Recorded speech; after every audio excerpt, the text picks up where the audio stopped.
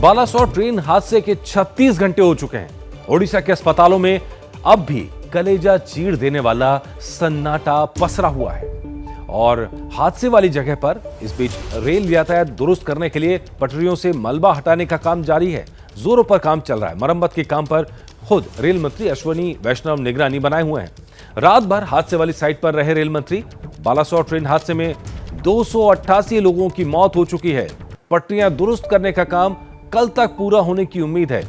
अब तक हावड़ा चेन्नई रूट की 90 ट्रेनें रद्द की गई हैं और 46 का रूट बदला गया है। ओडिशा में हादसे का शिकार कोरोमंडल एक्सप्रेस के यात्री आज विशेष ट्रेन से चेन्नई पहुंचे हैं। चेन्नई स्टेशन पर भी उनको घर तक पहुंचाने के लिए बसों और एम्बुलेंस का इंतजाम किया गया है। बालासोर ट्रेन हादसे के 36 घंटे हो गए हैं और उड़ीसा के अस्पतालों में घायलों का इलाज चल रहा है एक तरफ, वहीं दूसरी तरफ जो हादसे वाली जगह है वहां पर रेल यातायात दुरुस्त करने के लिए पटरियों से मलबा हटाने का काम जारी, जिसकी तस्वीर हम आपको दिखा रहे हैं। ये तस्वीरें आज सुबह ही आई हैं और तस्वीरों में दिख रहा है कि किस तरह मशीनें काम पर लगी हैं।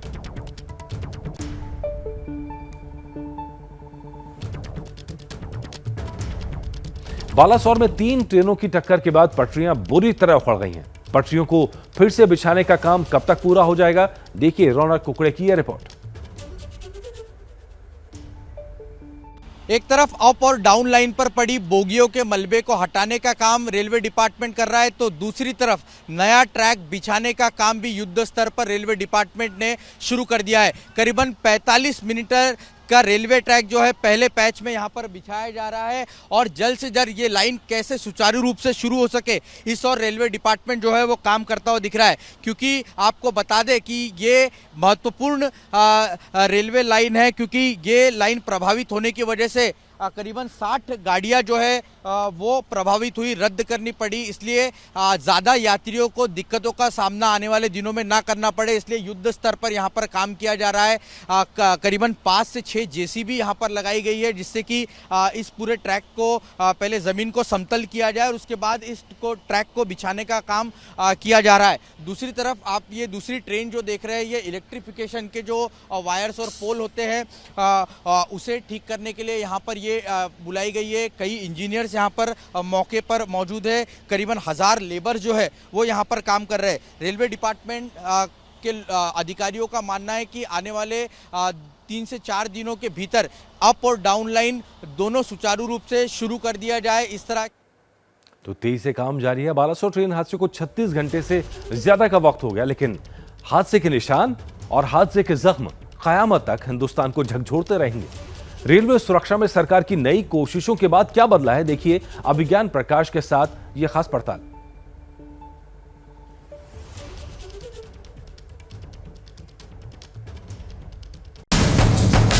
इस इलाके में रेल की गति थम गई है, रुक गई है और ये रेल के रुकने से कई जिंदगियां थम गई हैं।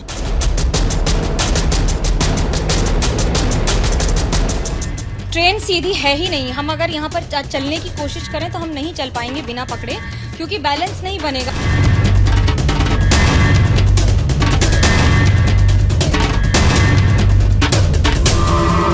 बहुत भयंकर स्थिति थी, जो कि भी पूरा आदमी मर गया है, कोई भी जिंदा है, कोई मरा है, क्या समझ में नहीं आ रहा है। इंडिया में सबसे बड़ा पहले बार इतना बड़ा एक्सीडेंट हो रहा है।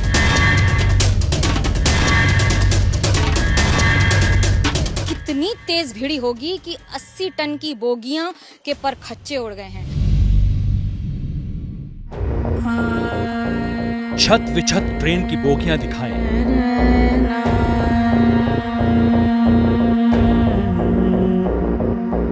या बोगियों में पड़े चीखते हुए लावारिस सामान दिखाएं।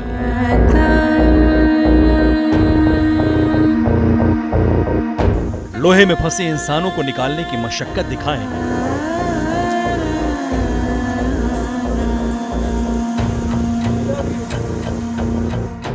या पर बेजान जिस्मों का ढेर दिखा। अभी तक आसपास के 5 से 7 अस्पतालों में लोगों की भर्ती हो गई है और 200 से ज्यादा एम्बुलेंस का इस्तेमाल किया जा चुका है।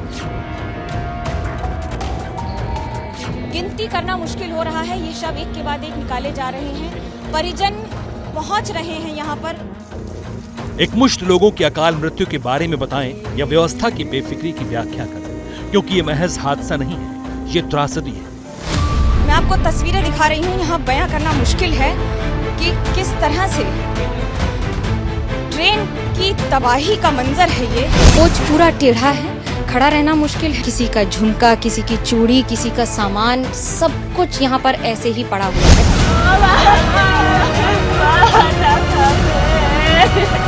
का डेड बॉडी मिला है, लेकिन अभी 6 लोग का बाकी है, 6 लोग का ना पता है। जैसे अचानक हो रहा था, बचने कोई उम्मीद ही नहीं है। जैसे अचानक कोई बचेगा नहीं, भगवान से जुड़े सब बच। घनघोर लापरवाही से भरी रेल त्रासदी जो सदी में कभी कभी होती है, जो ओडिशा के बालासोर में हुई है, जिससे समूचा हिंदुस्तान कांप गया है।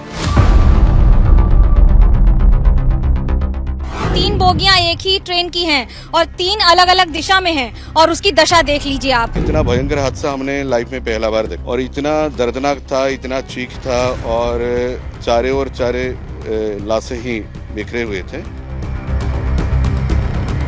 यहाँ से तो निकलना भी संभव नहीं है। जीवित अगर कोई निकला भी होगा तो वो सिर्फ और सिर्फ एक करिश्मा ही होगा। ये उल्टी बोगी, जिस सीट पर आप ऊपर बैठते हैं वो बोगी ही पलट गई है।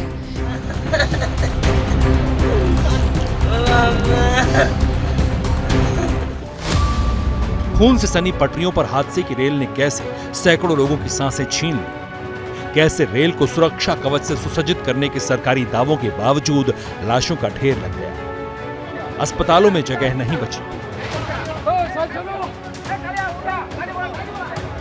ये सब कुछ बताएंगे, मगर उससे पहले देख लीजिए कि कैसे ओडिशा के बालासोर का एक छोटा सा इलाका मरघट बन गया। सिर्फ एक बोगी है इस तरह हवा में, जिसके पहिए जमीन को भी नहीं छू रहे हैं और जमीन से 3 फीट ऊपर हैं और ऊपर पूरी बोगी, वहां से झूलते ये कपड़े बता रहे हैं, गवाह हैं कि किस तरह से लोगों ने यहाँ से भागने की, निकलने की, अपनी जान बचाने की कोशिश की होगी। हादसों की विवेचना करते हुए रेलवे ने ये एक तस्वीर जारी की, लेकिन हादसे को लेकर रेलवे की थ्योरी और तस्वीर में फर्क है। जानकारों ने खुलासा किया है कि मेन अप लाइन पर कोरोमंडल ट्रेन आ रही थी। तस्वीर के मुताबिक उसे ग्रीन सिग्नल मिला हुआ था, लेकिन ग्रीन सिग्नल होने के बावजूद मेन लाइन की ट्रेन को लूप लाइन में ले जाने वाली कैंची बंद नहीं हुई थी। नतीजा ये हुआ कि सिग्नल होने के बावजूद 24 कोच वाली कोरोमंडल ट्रेन सीधे लूप लाइन पर आ गई और वहां खड़ी मालगाड़ी से 125 किलोमीटर प्रति घंटे की रफ्तार से टकरा गई। कोरोमंडल ट्रेन के आगे के 21 डिब्बे पटरी से उतर गए। पिछले 3 जनरल डिब्बे जो अभी भी बीच की मेन अप लाइन पर ही थे, वो डाउन लाइन की ओर उछलकर पलट गए।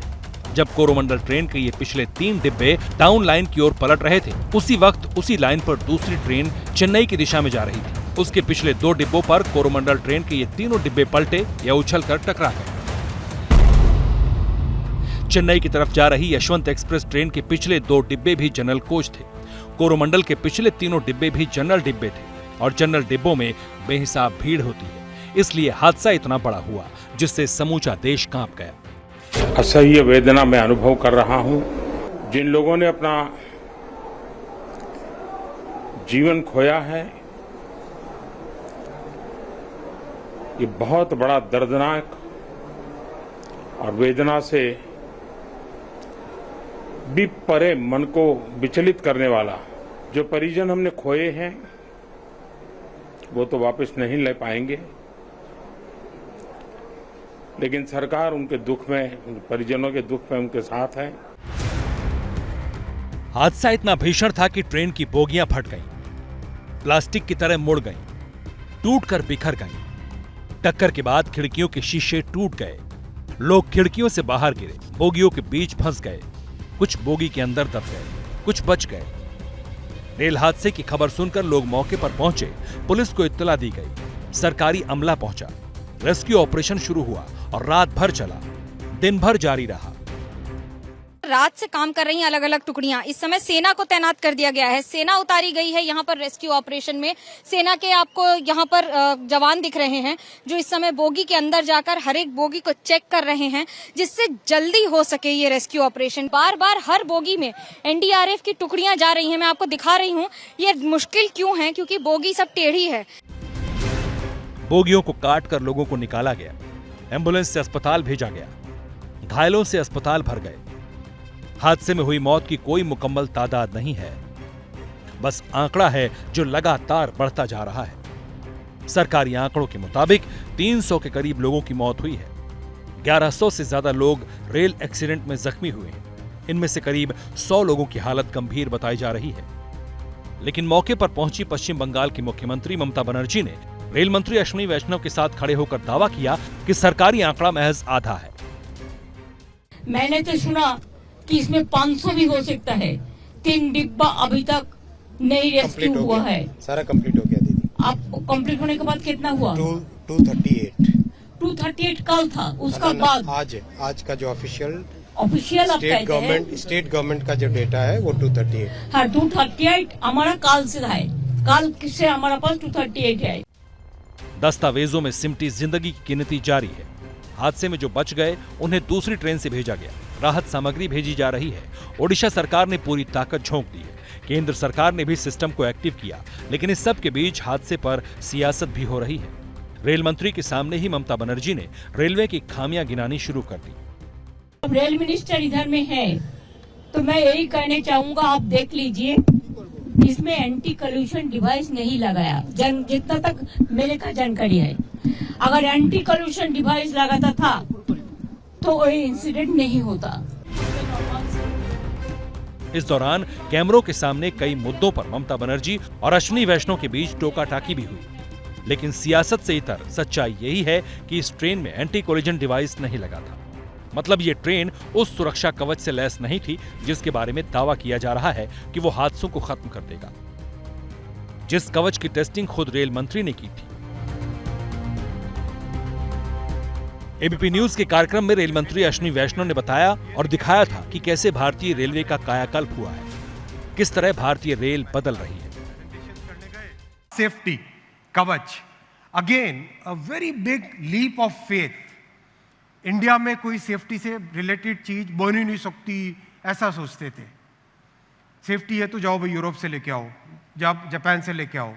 कवच बनाया, अगेन पीएम साहब ने कहा कि डिजाइन इंडिया में होना चाहिए, बनना चाहिए अपने इंजीनियर्स के द्वारा। He set that as a benchmark. तो जब पीएम साहब ने बेंचमार्क ही सेट कर दिया, then everybody stood up to that challenge, started creating things. और जब क्रिएट हुआ तब ये बना कवच। ऑटोमेटिकली एक ट्रैक पे अगर 2 ट्रेन आमने सामने से आ जाए, ये उनको ऑटोमेटिकली रोक लेता है। इस टेस्टिंग में मैं खुद बैठा था एक ट्रेन में और दूसरी ट्रेन में बैठे थे रेलवे बोर्ड के चेयरमैन। सेम ट्रैक पे 2 ट्रेन आ रही है 100 kmph से ज्यादा की स्पीड पे। देखना क्या होता है। The kavach system gets signal of a train approaching from front and starts braking automatically.